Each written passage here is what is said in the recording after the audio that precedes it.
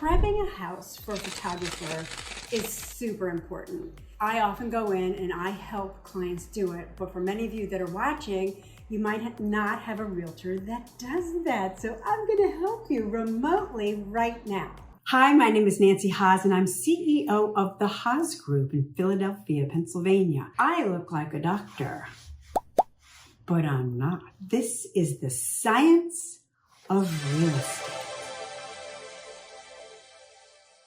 So the first thing is the outside of the home. We want vehicles out of the driveway. We want toys off the lawn, no little wagons and all of that. And sweep the driveway, sweep the front of the house, the little steps going up to the house, things like that. Paint the door if you can paint it, because it's probably tired looking, and the molding around the door probably needs a little freshening up. And that doormat has got to be thrown away. It's just icky, icky, icky. Just toss that thing away. Get a new welcome sign. Welcome. This is your first impression. It's super important. Another thing on the outside is you do not want to have dead bushes and dead plants, things like that. So really look at it and scrutinize it. You can even have a neighbor come over and say, what do you think? Does this look good? Oh, don't forget about your trash and recycling. Oh, Lordy, I can't tell you how many pictures that we see online of homes for sale with these horrible trash cans and the blue bins going beep. And it's like, how do you sell that? Like, how do you sell trash cans? No one wants to see it. This is your first impression. It must be amazing. Now, let's go inside the living areas.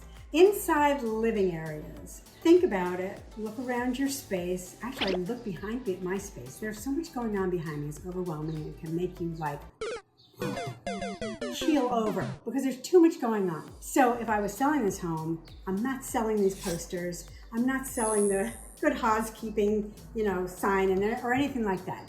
What we are selling are the four walls and as much space as possible. Your home's going to look bigger when you get rid of the knickknacks, when you get rid of all the photographs. Actually I have a wall of photographs and it's kind of different because it looks more presentational. But I've been to a lot of clients' homes where they have Johnny graduating, Ramir doing this, jumping rope at school and a competition, and get rid of all those things. No one wants to see your family doing everything they've ever done ever in their lives, even though you love it. It's really hard for people to understand how to move into the home if they're surrounded by all of these other people that they've never seen. They don't feel welcome and they feel like, I don't belong here. And they kind of get out of there pretty quickly. That's why you're getting rid of that, the pictures. And also people don't like to be looked at when they're looking at your house. So the other aspect of photographs, and sometimes collectibles like dolls and clowns, I've seen that, is that all these eyeballs are looking at these buyers and they're like, nobody's looking at me, it's creeping me out. So get rid of all that stuff. You're going to move, pack them now, put them in a staging area like your basement or your garage, right? Excess furniture in the living space is really difficult. Imagine if I was sitting here and there was an armchair next to me and an armoire and things over my head and mobiles and all kinds of crazy stuff. Again, you can't imagine what the space looks like and how big it is, and that's what you're selling. You're selling your square footage. So be sure that people can see the square footage. Some people have too many rugs and most people have too much furniture. I'd say if you went into your room, probably take 2 or 3 pieces out, even around your dining room table. If you have 8 chairs or 10 chairs, make it 6 or make it 4 so that it looks bigger. Bedrooms. Oh, bedrooms. People say, look, I made my bed. And it's all wrinkly and it's got 2 flat pillows laying there. There's no headboard, right? If you don't have a headboard, and so many people don't, including actually my own sister didn't have a headboard when I was selling her home. So I found one for her and we stuck it behind her bed. And it just was sitting there against the wall. But stack pillows. Go take pillows from other rooms, borrow them from a neighbor or family member. Get your pillows stacked, all one color, not crazy prints. And then put 1 pillow up front and then make the bed look beautiful, right? And let's see, what else? Clear all your dressers, your perfume collections and photographs that you have of the kids on the dressers, things like that. It makes it look really cluttered. You want to have very clear counters. Niente, nada, nothing on the counters, except maybe like a pretty lamp or something like that. Again, if you have a realtor that's good at staging, like me, they'll go in and just start shopping in your cupboards and bring things back out, but put things away at least. Now the kitchen. Oh, the kitchen. Have you looked at your refrigerator lately? If it's magnetized, guess what's all over that refrigerator? Crazy things, right? You have magnets from when you went to Maryland and Vermont and Timbuktu, and you've got pictures of some people, and you've got, don't forget to get the ham steak, kind of things like that, but you're just like, no one needs to see that. We're not selling the ham steak.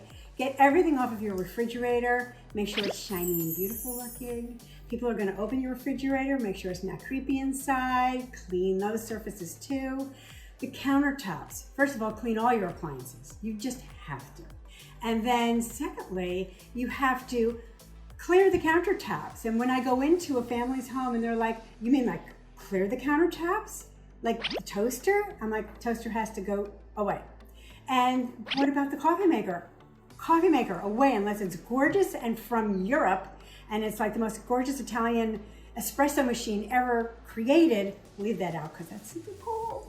But you know, your Mr. Coffee, it's not so much. So you're getting all of those things out of the way. Some people hide them in the laundry room, put them underneath the cabinets, things like that. Another thing in the kitchen is make sure your sink isn't filled with your dishes. What if your teenager was the last person in the house? Awful, creepy. Who wants to see the old food on the plates? Nobody. Get the crumbs off the table, the kitchen table. Like you've looked at a magazine, you've seen a magazine. In the magazine, when you open it up and it's Architectural Digest, you're not seeing dirty dishes on the counter and crazy toasters, right? Think that way. Because again, we're selling the space, not all your knickknacks and items in your toaster. Does that make sense? Of course it does. What else? 2,000 years later. Go, Nancy, go. I'm working. I've got a whole list here. Look at this big list. It's crazy. So we did the bathrooms. We didn't do the bathrooms. We were just in the kitchen. So now we're in the bathroom. The bathroom. Do you realize that you're leaving your toilet seat up? And when people come to look at your home, they're like, oh, I need to clean that, and I don't want to see it. They don't want to see the inside of your toilet. You don't want to see the inside of my toilet. I don't want to see the inside of your toilet, right? And so put the toilet seat down. Get rid of all the little throw rugs all over the floor. It makes the room look really tiny, especially if it is tiny, but even if it's big, it breaks up the eye and it breaks up the space. And garbage pails, big no-no. Put the garbage pail under the sink, please. Because what's in that garbage pail? Garbage. And if there's no garbage in there, what do you think about when you see their garbage pail? Tissues and icky things that no one wants, right? So just put the garbage pail away. If you're doing all of these things, you're going to sell your home rather quickly. If you don't do this, it's going to take a long time to sell your home because everyone's trying to understand how to live among your debris, right? And how you live in a home is not how you sell a home. So now, last things for the photographer. Open your curtains. Open your curtains. We need to see the space. It's dark and scary. No one wants to live in your cave, even if you like the cave motif. Especially in TV rooms, people tend to keep those really dark, you know, your dens and things like that, like your film centers, your film rooms. I guarantee you there's at least one light bulb that is not working in your house somewhere. It's either on either side of a bed or it's in the ceiling, it's somewhere.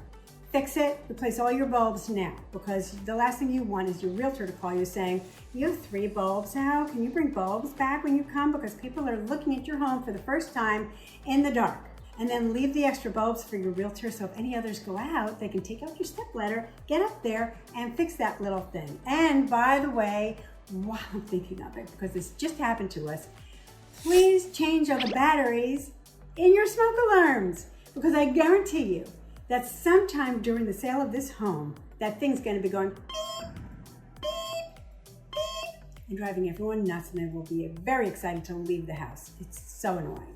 So just change them now, get it done. What else? Oh, turn all your lights on before the photographer comes. Wouldn't that be nice? It's sort of smart, right? It's logical.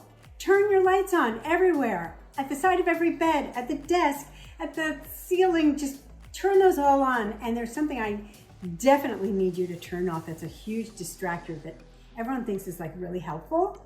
Turn off your ceiling fans. They're whirling around people's heads. It's like a helicopter, and their eye goes right up to the spinning thing. And usually, guess what? Our ceiling fans aren't usually the most attractive special thing in the house, right? So those are some quick tips. If you do these things and you price it right, your home will sell. And if you have any questions, you can call me from anywhere in the United States or even Europe. I don't care. Call me and say, what do you think of this? And take a picture, and I'll be like, oh, get rid of this, move that, and get rid of that one chair. Is there any place that you can bring it, even a neighbor's house? I'm really good at that. I'm certified in it, and I would be happy to help you. Thanks. And Sarah, what's the number they can call if they want to ask me any questions? Oh, that's easy. It's +1 +1 215 215 259 259 8499. 8499. It's either going to be over my head or under my head, or maybe both. Anyway, take care. Thank you, and it was great to see you again.